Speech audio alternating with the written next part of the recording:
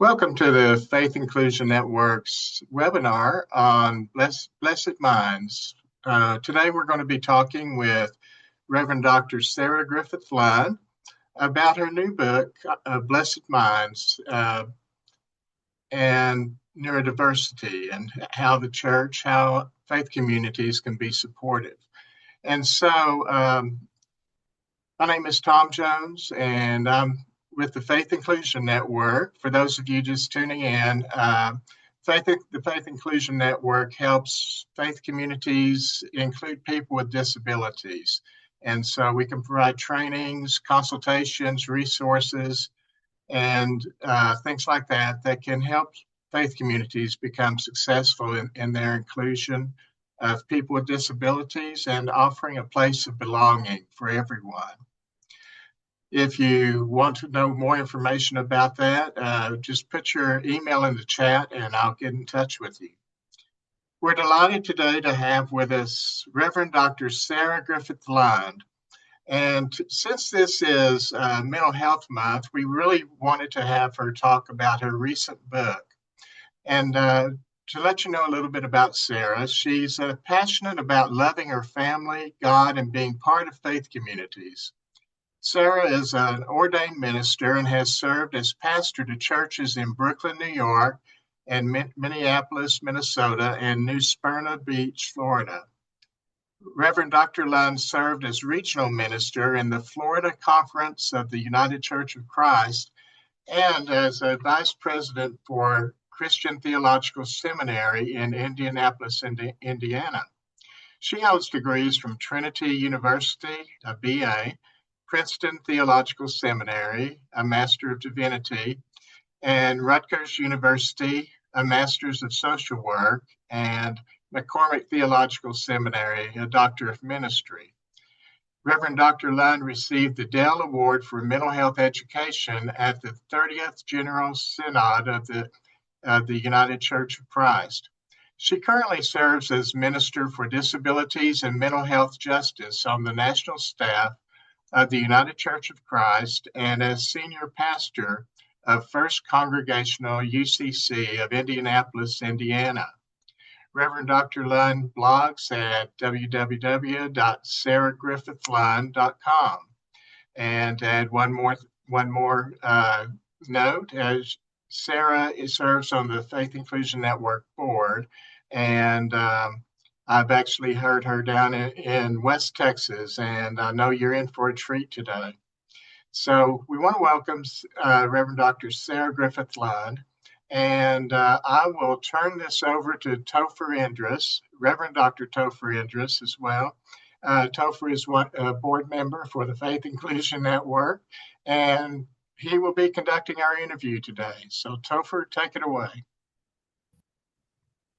Thank you, Tom. Sarah, thank you so much for joining us. We're so grateful for your presence, but also for your wonderful book. And so today, what we'd like to do is ask you a bit more about who you are and what brought you to this work in particular. We'll talk a little bit about what's in it and then some ideas and dreams that we have for moving forward for those who have read it, as well as those who haven't yet, but I'm sure will. So I think my first question is, could you kind of describe for us who you are in your own words and what brought you to this specific work? Like, what's your social location and how is that related to neurodiversity? Thank you so much. Great to be here with you all. Thank you to Faith Inclusion Network, Tom. Thank you, Topher and Rebecca and everyone for your passion as we come together across cultures and traditions to celebrate who we are in God's image. Disabled, with mental health experiences, with neurodiversity, with all of that. This is May, still Mental Health Month. And so I come into this as a person who is curious and passionate about how we're made in God's image and how God shows up in the midst of all of our various realities as humans. And part of my personal story has been navigating being part of a family with multiple generations of brain differences, of bipolar disorder, all kinds of diagnosed things and undiagnosed things. So it's a kind of a quest, a personal quest to just ask that question, where is God in the midst of? And growing up as a kid in the 80s, there was a lot happening personally in my family around bipolar disorder with my father. And it wasn't until I was an adult that I read The Unquiet Mind. And there's a great podcast with author Kay Redfield Jamison. And she was a professor who was kind of the first in her field to write a memoir about having bipolar disorder. And she says it's genetic, it really runs in families. And I was so inspired by her being somebody who kind of broke the silence and shattered the stigma, and she was a role model for me. So, as a pastor, coming from a family with multiple generations of bipolar and wondering about how God shows up in that space, how that affects me, shapes my life, I just started kind of writing books. And so, Blessed Are the Crazy was that story about bipolar in my family, my dad, my brother, a cousin who lived with multiple mental health issues.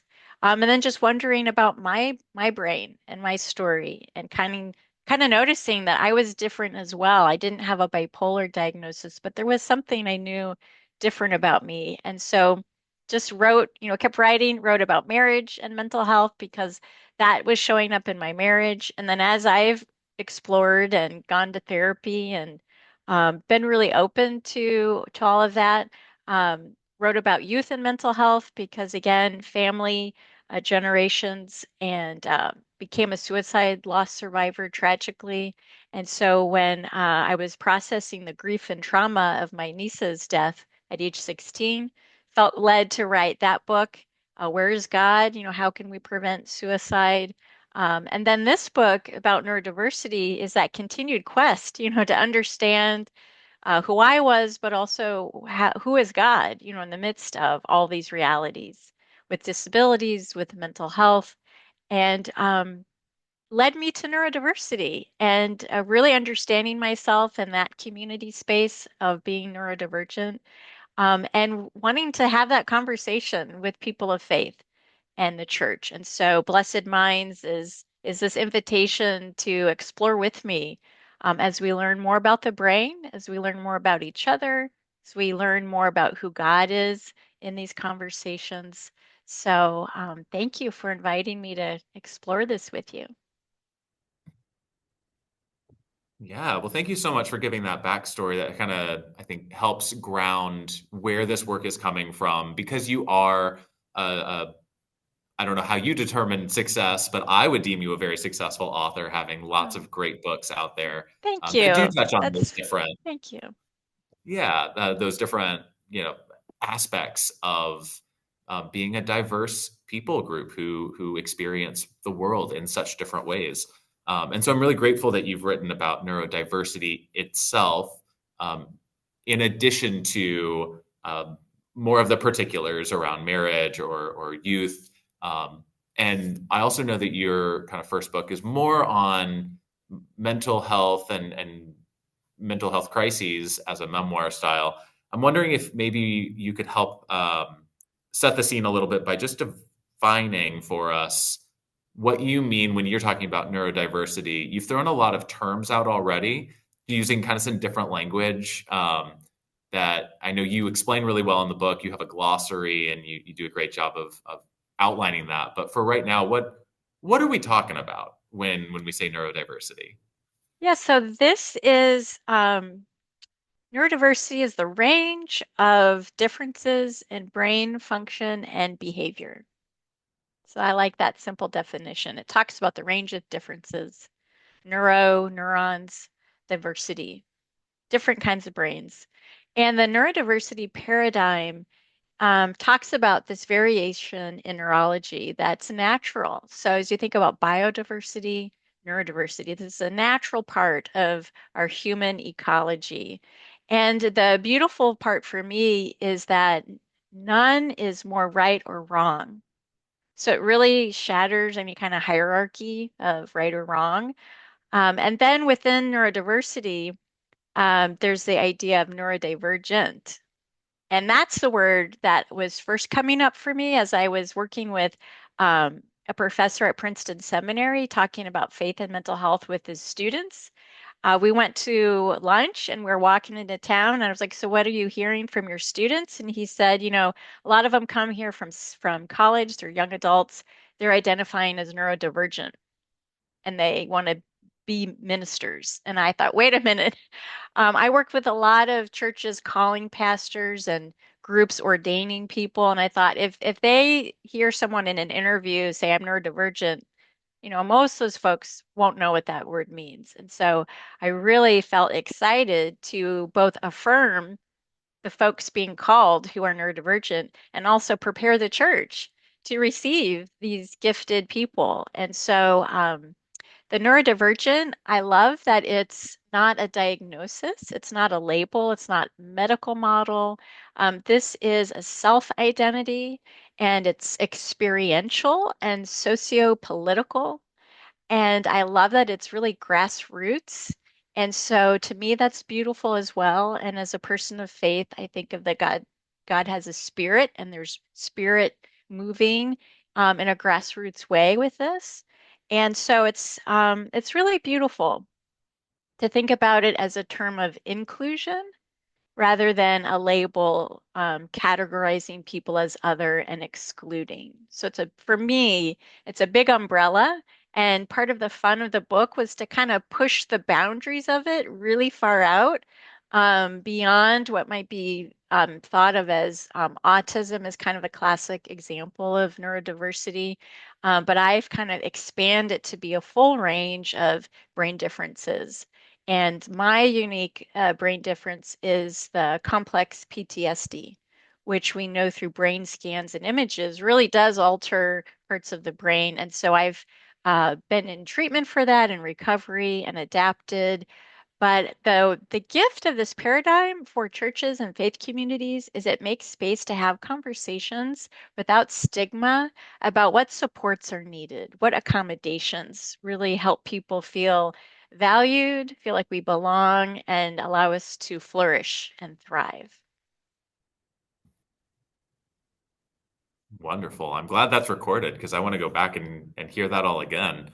Um, Thinking about kind of the structure of this book and the way that as you're writing about neurodiversity, you're also writing in a pretty diverse style. And as you go through, I mean, you write about this in the introduction, but every chapter has sort of multiple literary devices at play that you intentionally use. And so I'm wondering, can you talk just a little bit about the decision-making process?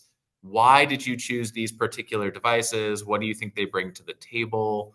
Walk us through just a little bit of that. So one thing I've learned from working in disability community spaces is that, there's no one right way to do something. Shocking, I know. Like there's so many different ways to do something. Experiment, be free and liberated to try different things, to work with folks and find out what they need and make an adaptation that will meet their need. And so, as I thought about writing a book, I knew that in my audience, I hoped there'd be neurodivergent readers. And so I really had that in mind. And then I was saying, well, if I am a neurodivergent author, how do I really want to write this book? And so it was also kind of letting go of the expectations of what's a traditional book format and say, look, why don't I write a book that I want to read that would be fun to read? And I love some of the early feedback folks have sent me said that they enjoyed reading it. They said this was fun to read. And I was just like, yes, that's kind of the whole idea with celebrating brain differences, blessed minds. These are gifts.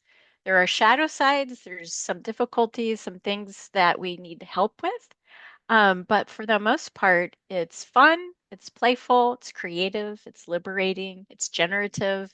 And so I just wanted to pour that into the book. And so I spent a few days writing imagined parables based on the stories of Jesus in the scriptures. But I just asked myself, okay, God, if neurodiversity were to really show up in these stories, what might that look like? And so, inspired by the Bible, I wrote Neurodiversity Parables. In my research, I was reading a lot about the creativity and giftedness of neurodivergent folks. And so, some of the research had haikus that was part of the data they collected. And so, I really wanted to highlight that. So, I share haikus written by neurodivergent folks, and that's in the book. And then one of my sensitivity readers who's neurodivergent, she suggested a glossary. So I said, great idea. Not only will we have the keywords highlighted at the start of the chapter, but we'll put a whole glossary in the back. And then we know that for some folks, visuals helps learning. And so I put in visual cues throughout the book for the different sections. And I want to thank Chalvis Press because they were really open to trying these different formatting options. So it's been great. Yeah, I really noticed the use of these different things. It didn't maybe strike me as much the visuals, but I know for other people, and that's such a great point about, well, this is going to hit people in different ways, and how fun is that? How good is that? That we all come to this in different ways. I do want to ask if you don't have to name any names, but did you get any pushback on those parables about, hey, you're inventing stories about Jesus, or you're adding to the Bible? Was there any pushback on that, or did people see the intent and kind of take that more helpfully? I did seek out sensitivity readers because of that. I wanted to be as thoughtful as I could. And so if anything, some of the early readers wanted me to explain more where these were coming from and why I wrote them. And so I tried to say more in the intro that this is part of me embracing that creativity, that playfulness, and being more imaginative. And as I was thinking about our conversation, especially with you, Topher, I thought, theology is such a creative act to theologize, right? And so to really embrace that playfulness in thinking theologically about the scriptures. Um, and Erin Rafferty is a researcher and a disability scholar that I admire so much. And some of her research about Minecraft and play and how people in these playful spaces can really form strong bonds and connections.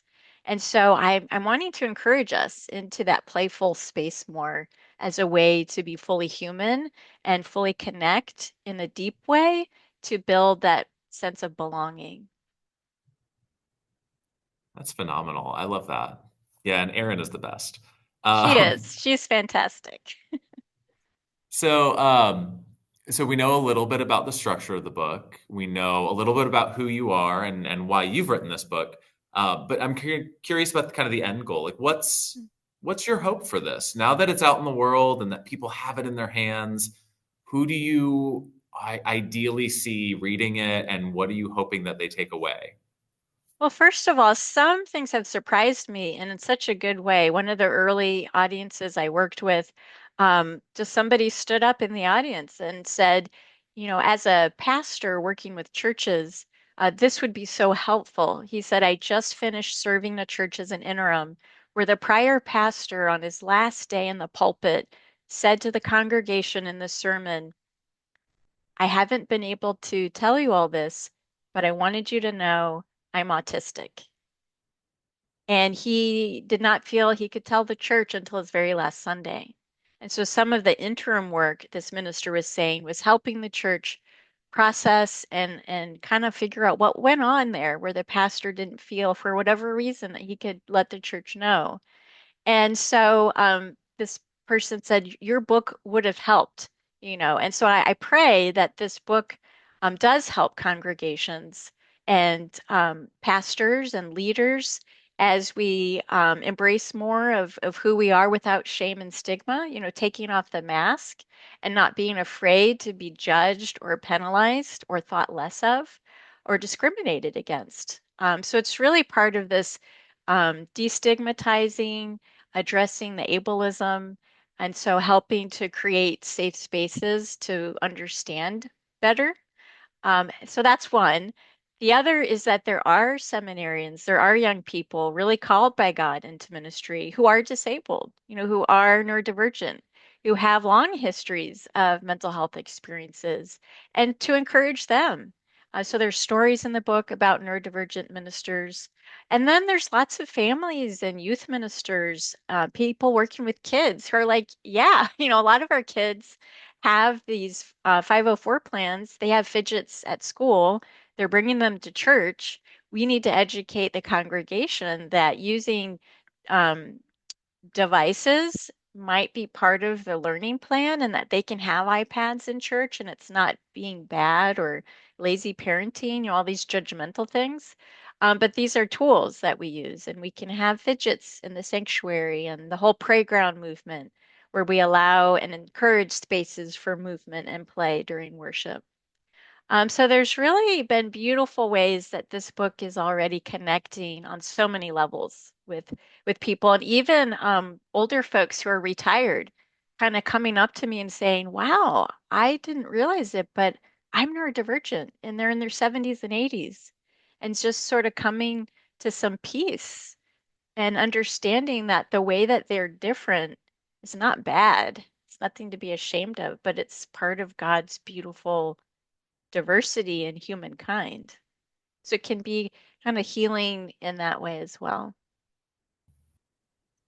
Yeah, I love that. And as a minister as well, also with some older and aging folks in my congregation, we've been seeing some of that cultural shift around maybe what they were taught as youth and young adults, and the shift in culture that we're seeing that your books have been a part of, being able to name these things not quite as um, labels that deserve shame, but labels that can lead you to a greater understanding of who you are and your place in the body, can be such a healing and freeing thing to experience.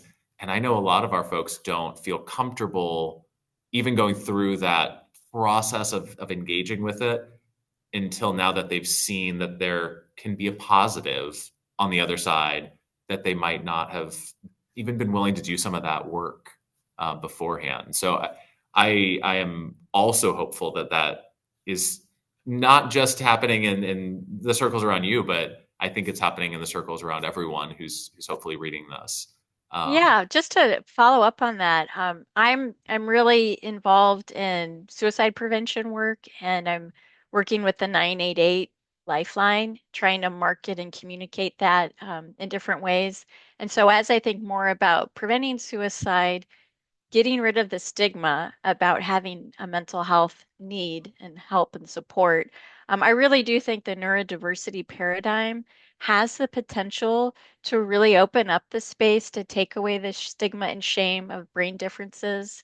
I think it would have helped my niece if I could have said to her when we were talking about her ADHD, look, your brain's different. There are beautiful, brilliant things about your brain. What are the things that you need support? We're going to take care of that. But we're also just going to celebrate and encourage you that there are things about your brain that are amazing. And I think if she could have understood herself as neurodivergent, that gives community, right?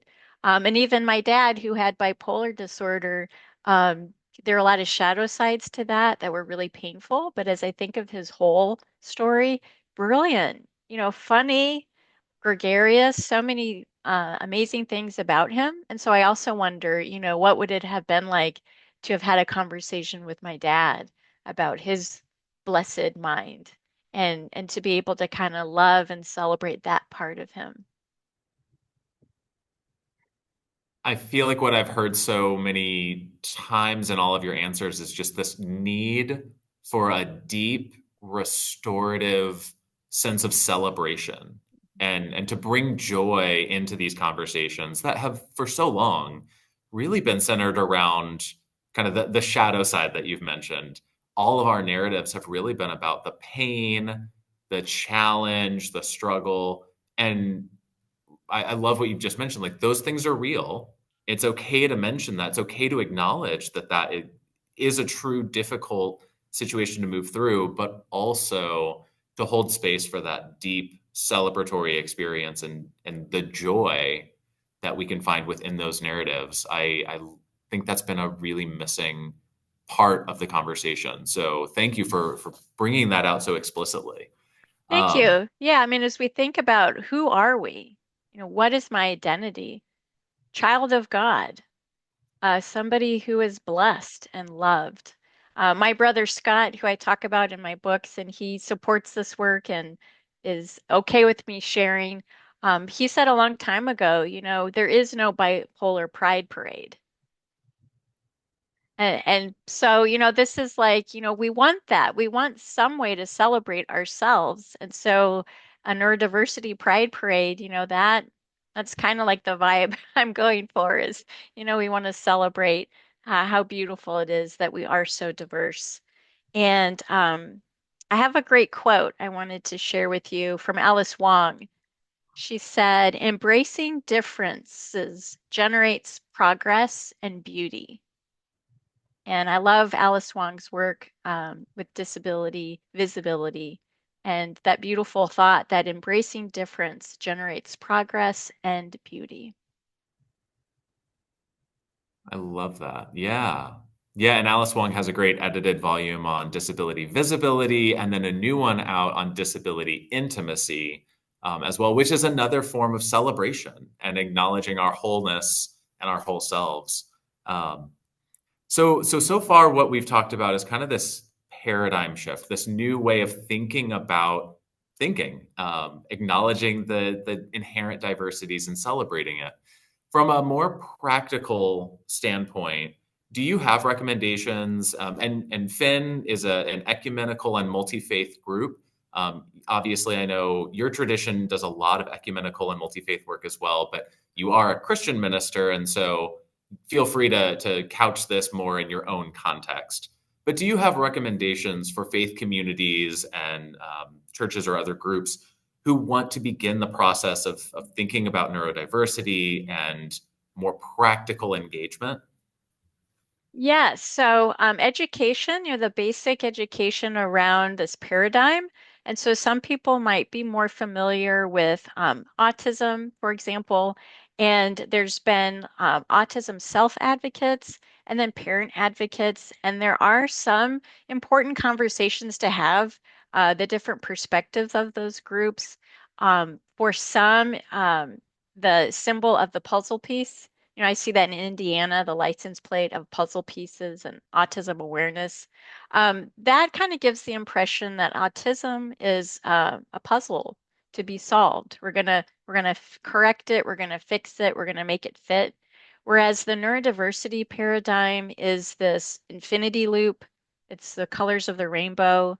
And so for me, I want to encourage the neurodiversity understanding of infinite possibilities, so many different ways of being that are all connected, not a problem to be solved. And so educating ourselves that there's different ways to think about these realities. And so whether it's the book, my book, or speakers you can bring in, do some basic education about it. And then the fun part to implement in no matter what religion you are, what kind of house of worship you're in, a lot of us do have times where the community is invited to come and be together. And that's a really important opportunity for what I call neuro-inclusive ministry. Is your worship space neuro-inclusive? And so some examples I learned in my research, Pastor Katie from Galileo at Disciples Church in Texas, her daughter was diagnosed with autism at school. They got a grant. With the grant money, they figured out accommodations, and it turned out her daughter loved the accommodation of riding a stationary bike in the back of the classroom. Riding that bicycle, she could listen, she could retain information, she could learn better riding that bike. She wasn't disrupting anybody. And so the mom brilliantly said, "Why don't we try that in the sanctuary?" And so she got a stationary bike, put it in the back of the sanctuary, and it's been so popular. She said someone is always riding that bicycle. So that's a really fun example of accommodation. The other is simple. It's a craft pipe cleaner. So it's a little wire that's fuzzy and they're very inexpensive. She has a sensory resource library, just some shelves, and there's a basket of colorful pipe cleaners that people can take, and it's something to fidget. And fidgets are sensory devices that help people regulate. And for me, that's something that helps me. One of my dynamics is disassociation. So if I'm stressed or anxious or just worried, I can disassociate. But a fidget helps me to focus on being present, helps me be aware of myself and that I'm safe. And so a pipe cleaner is another thing that you can have in your worship space, and let people take one. Also, to not limit people's ability to move. So sometimes movement is part of people's neurodivergence, and they will either want to walk around or they want to jump or flap or roll around, so not really judging people based on that is another important one. And having some visual cues in worship that help people know what's happening. So I've seen some beautiful ways visually that people can show prayer, like whether it's through hands folded or someone kneeling. You can have images of that give people some cues about what's happening in the service. I've also seen churches have videos on their websites of what you can expect. And so they actually walk around their worship space and show people, this is the bathroom, this is where the bathroom is, this is where the worship space is, this is where we have snacks. And so people can just build a sense of comfort before they even come. Those are really, really good examples, and most of them are such low-hanging fruit. You don't have to necessarily invest in a stationary bike right off the bat. Yeah. But even this whole time, I've just been twisting these two paper clips together. Yep. Right. I think we find our own fidgets all the time, but you can get a box of simple fidgets from any kind of big box store. You can make some out of craft supplies if your church has one. Yeah, another Those good are one is really, calming strips. So those are like stickers that have different textures and colors, and those are very inexpensive. Another thing, our youth group is a mental health neurodivergent supportive youth group, and so we have a covenant. And one thing we do is we have kind of a cozy corner, and so we have a space where we meet where if people need some down low sensory time, they can just like discreetly just go hang out in these comfy chairs where there's blankets and pillows and low lighting and just have a moment, to themselves. So it's beautiful when we can create those spaces that don't force someone to leave the building or leave the room, but they're in the room, so you still belong with the group. I think that's really important because sometimes we get excited about, oh, we created a sensory room down the hallway. And so that's great, but that person's having to leave and go down the hallway. What if you could create that space, within the heart of where people are located? yeah, that's a wonderful reminder about keeping the people of the faith community all together and being able to welcome fully one another. I will point out in your book, I have it highlighted, so it was easy to find. Page 101, you have that youth covenant Yes. that you establish together, where you work out some of those needs together. Um, and that seems like such an easy practice to put into, especially as we're entering the summer months. You're starting to maybe take some like youth trips to camp or to service learning trips. Establishing a covenant together at the start of those trips would be such an easy way of implementing some of this neurodiversity acceptance and inclusion and love, to love one another well enough to make this sort of a foundation of those experiences. So what a great idea. In creating kind of those covenants and in those spaces that are intentionally designed to account for our neurodiversities, you mentioned some things, and I'm curious about how do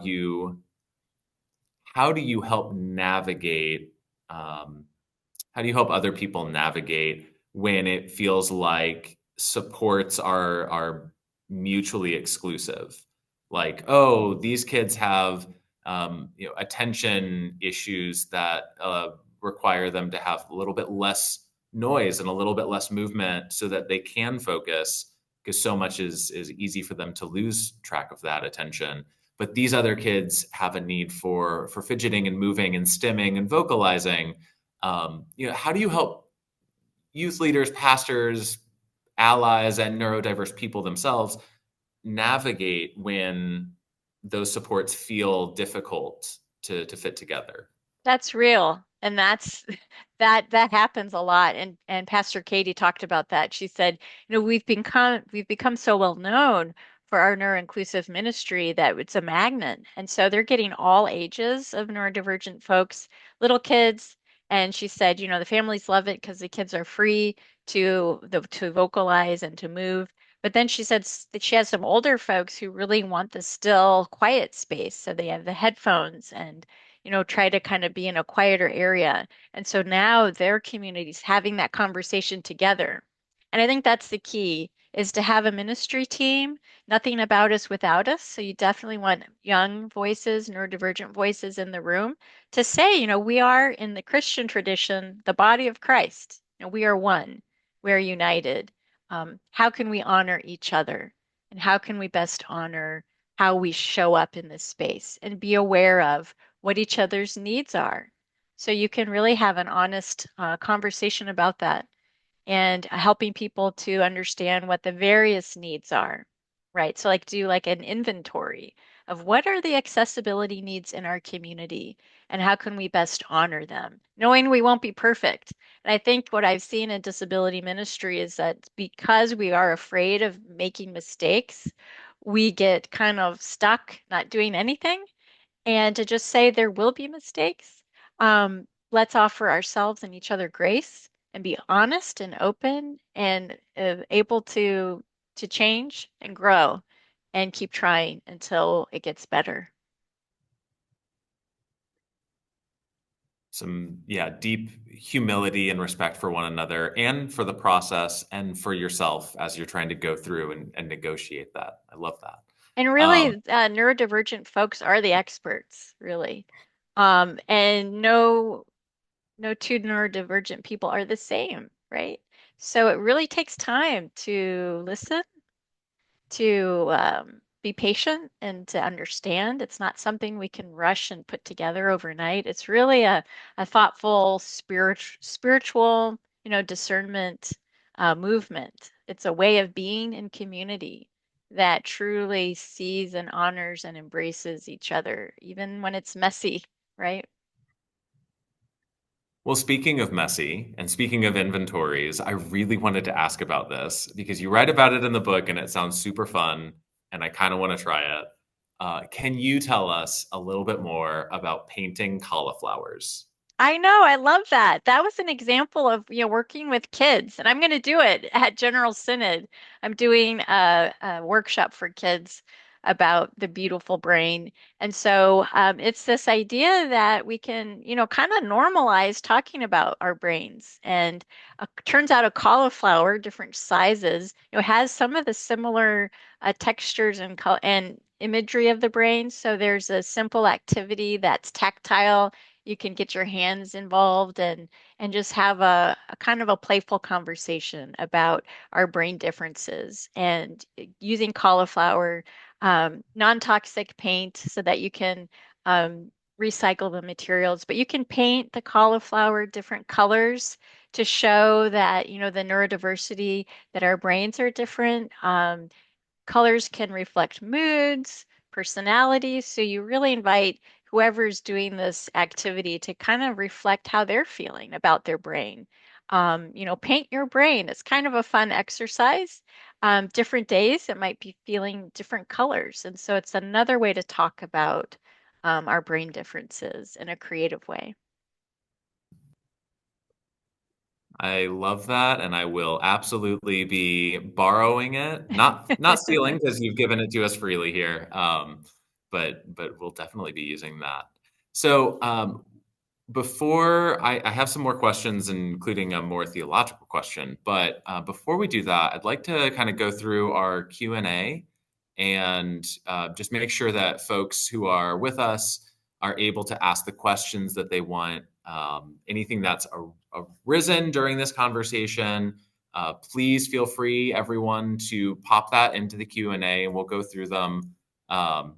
Rebecca, were you hoping to go through that Q&A for us? Yes, I would be glad to do that. We have a question, and then I have a question too. There's a question from Nicole. She's asking if there are any ministries, church ministries, that are run by autistic people that you know about, or maybe you've mentioned them in your book. Well, I know there are. My book is a broader conversation, so not really focused on autism. Maybe the others on the call know about autism-led ministries. So I would say mine's a broader conversation about neurodiversity, and I do have a model for creating neuro-inclusive ministries in my book. Right, there's like steps of. Yeah, 10 steps. Yeah, core values, and then how to create a neuro-inclusive ministry.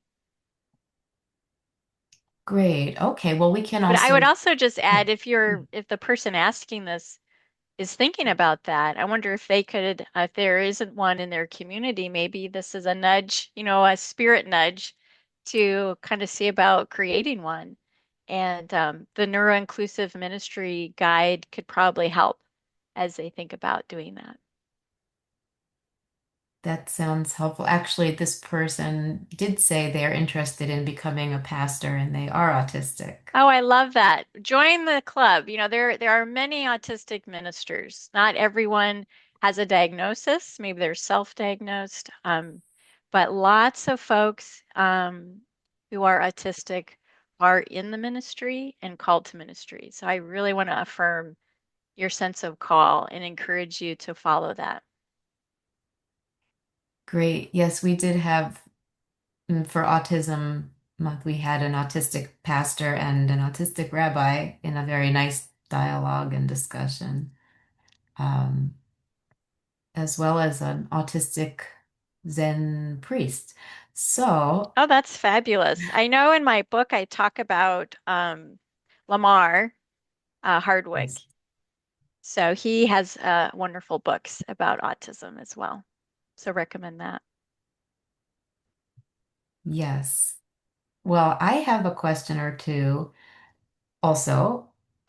You mentioned about the gifts of neurodiversity, and I wanted to ask more about what are some of the gifts that you've seen neurodiverse people bring to the faith communities, or, special characteristics, special skills, and then how can neurodiverse people in the church or in the faith community be encouraged to take on more roles or more leadership?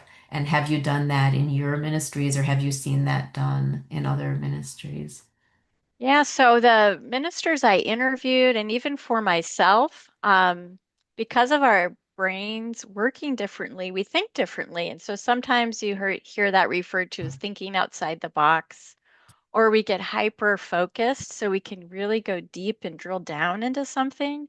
Or we have a lot of passion and energy and can really carry things forward in a way that other people just wouldn't imagine.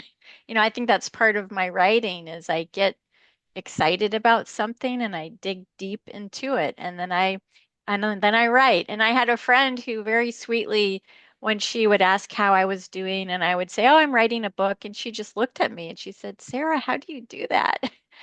And I think she was meaning to be a good friend, but part of how I heard that was, "Oh, what's wrong with me? Like, I don't know. How do I do it? Is there something wrong with me?" But, I think for me, thinking about it through a neurodiversity lens, it's like, no, there's nothing wrong with me. This is how my brain is. I like having these passion projects where I can just, you know, go down that rabbit hole into my passion. And there's nothing wrong with that. And I think the world needs more people, who come alive with their passion. And so that's one of the beautiful gifts of neurodiversity. I love Vincent van Gogh. I've always been drawn to his art. And so as I learned more about him, I write in my book, he was very passionate and was called to ministry, wanted to minister to the poor and with the poor and as one of the poor, and was not following the rules given to him about where to live and how to dress. Looked disheveled, would want to sleep on the streets with the homeless brothers and sisters he was ministering to. And he was defrocked. They punished him. He was thought to be crazy. That's what they said about him. And so I think that his neurodiversity really wasn't understood or respected by the church. And so I'm hoping that these years later and in the future, the church will honor neurodivergent people, that God calls us into ministry and give us the support that we need. Um, it's also true that we do need support. And so the shadow side to that is something called executive function. It's a very common challenge for neurodivergent ministers. They might need more support administratively with scheduling, with deadlines, that type of thing. And so I think the beauty of having the conversation is we can be more open and honest about, these are the ways that a neurodivergent minister will bless the congregation, and at the same time, in covenant, these are the ways the congregation can support the pastor so that all of the blessings of God can be experienced. And there really should not be any shame in anyone asking for help. But I find for ordained clergy, there's this expectation that we know how to do all the things. And if we don't know how to do them, there's something wrong with us. And so I just hope we can clear the air and just say, look, there's nothing wrong. There's different gifts, different needs for support. There's no shame in getting those. Thank you. Just one more question, and then I'll let Topher continue with his questions. Because you mentioned about some of the practical things that the churches are doing, I wondered, I had found, I think it's through Princeton Theological Seminary, there's a really excellent kind of curriculum about neurodiversity.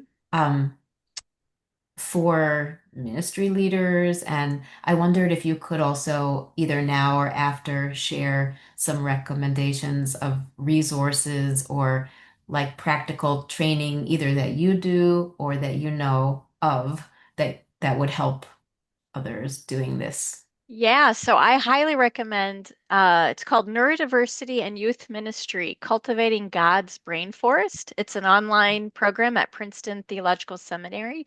You heard us talk about Erin Rafferty, her colleague Michael Paul Cartledge. They got a grant, and with that grant money, they created this curriculum, and it's been very popular. It's beautiful. It's video instruction. It's first person narrative, so neurodivergent people telling their stories, and it's so practical. And I love that idea of God's brain forest. That, as a forest ecosystem is so diverse, so are our brains. And we are part of God's creation. God created this diverse brain forest. And so I highly recommend that curriculum. It's affordable and it would be great to do individually or as a group together. Thank you. I put it in the chat so everyone can see. Wonderful.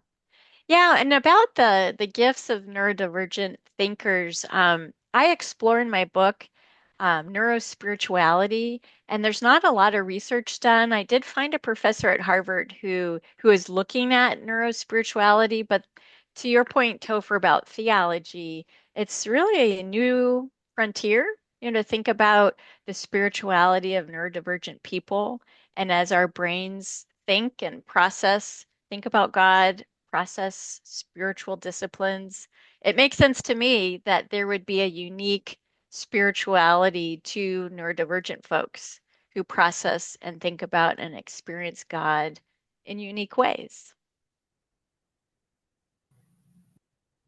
So can I follow up on that? Oh, please do. So you are, I think, absolutely right. And I don't read every single theological journal out there, so maybe there's a lot more happening than I realize. But it does seem like there's a better amount on the practical side, thinking through real communities and how are we really going to address one another on neurodiversity issues. And that is theology, full stop. That's absolutely theology.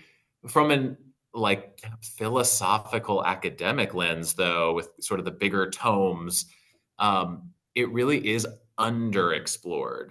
And so I'm wondering, where are you pulling from for your own theological edification? What sorts of sources are you drawing out of that kind of help bolster your own kind of on the academic side? And where might people look for some of that? I do look to Aaron Rafferty as a disability theologian. I also look to some things aren't published yet, so I have colleagues who are working on things around neurodiversity and theology. But then I'm informed by peers in academia around brain science. So Dr. Lisa Miller wrote The Awakened Brain. I've been able to work with her on grant projects. She's at Columbia University, and she offered a spirituality and mental health certificate program that I did. And that I really enjoyed because she talks about the science of the brain scans, and how she says there's a spiritual docking station in the brain, that everyone has one in their brain, and that people who are tapped into that have more resilience as they navigate depression and anxiety. And so, this idea that healthy spirituality can really enhance our well being in terms of our mental health and physical health. I find that true in my lived experience and in the research. And so that's why I'm excited to kind of take what she's learned about the brain and spirituality and what we're learning about neurodiversity and say, well, there's got to be something more there. And then I've had lived experiences of visions, these experiences of God that don't make practical sense, but it's something that happens in my brain that I feel very close to God. And if you read the mystics throughout, our Christian tradition, there's lots of visions, the interior castle, there's amazing written descriptions about people's visions of God. And so I wonder, is that one of the gifts of neurodiversity, that neurodivergent folks have these spiritual insights that if we were encouraged and supported, we could be more open about sharing without any shame about being considered delusional. And that's what I was always afraid of with my family history of bipolar, where there were delusions. I always thought, well, am I just crazy? And that's my word for it. Or is there something that I can embrace that's a gift? Yeah, I love that. The exploration of the mystics is so fruitful for so many reasons. Everyone should be reading the mystics. So I think this might be our final question because it is kind of a bigger question, both conceptually and practically. But a lot of what we've talked about and a lot of what you share in here really centers on the idea of getting to explore deeper in community, getting to explore your own self and your own self-understanding, as well as understanding the people around you and identifying all of the uniqueness and the joy and wonderful things that we all bring to the table. And I'm wondering, how do we do that in a church where most of our people tend to gather for about 1 hour every week and then they go home? And maybe, and I do think there's some positivity happening in the culture. In the Q&A, someone mentioned that there is neurodivergent pride happening in Ireland, and I know Disability Pride Month happens. So certainly culturally, it is becoming more of conversation.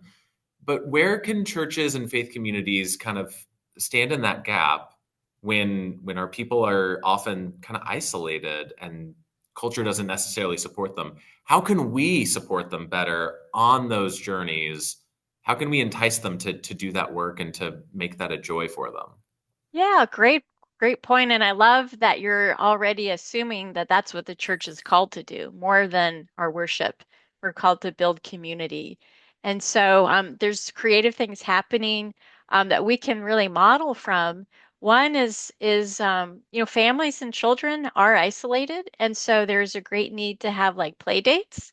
So like neuro-inclusive play dates where we can use our church Sunday school rooms and our playgrounds to host these play dates. I have a colleague who is neurodivergent, has neurodivergent kids, and they feel very isolated. You know, it can be hard to make those social connections. Both the mom said she's feels awkward about it, and her kids are awkward. So it's like they feel awkward. So if churches can help create that hospitality, invite people to come together, we're great usually about having food um, for these community gatherings. And you can go ahead and have that be part of your disability or mental health or neurodiversity ministry, is creating these places for community to gather, whether in person or for accessibility. Sometimes those groups are online using Zoom.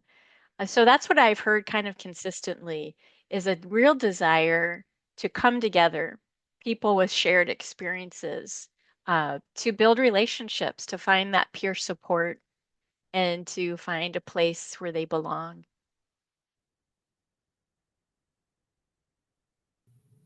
Wow. I love that so much that I almost like got up and ran to our preschool director down the hall and was like, "We need to start doing this." There's some such good suggestions in here and such good insight. Tom, are we coming up on time here? Yeah, I think Because so. I could stay in chat forever, but out of respect for everyone else's time, Reverend Dr. Sarah Lund, thank you so much for talking with me. I'm going to turn it over to Tom to kind of close us out, but just so grateful for your ministry and for your book and for who you are as a person. Thank you.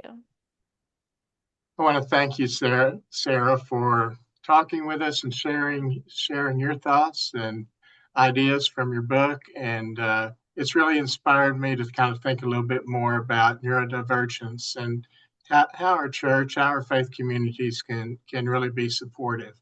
And in fact, I will probably take parts of your book and give it to our youth minister as well. And so I think we probably have at our church a group of youth that are very, very diverse. And so it's very practical. Thank you so much again. And if you haven't gotten the book, it's called Blessed Minds, and in the chat there's a link to the book and all of the others that Sarah has written as well. So please check that out, and I know you'll be blessed as much as we have by the book and by Sarah. So thank you again, and I want to thank Topher for interviewing and the great questions he came up with, and Rebecca as well. Again, this has been recorded and will be sent and posted for others to see and hear. One announcement: June the 11th, we will have a webinar, a multi-faith webinar on mental health, and so we will have mental health professionals from the Christian, Jewish, and Muslim traditions talking about the mental health issues that they see and how their faith is addressing those. So more information will be sent out for that. So I think we're onto something here, identifying some of the mental health issues that we see in our world, in our youth, and in the people around us. So thank you again, Sarah, for inspiring us to think some more about this and take some action. Thank you.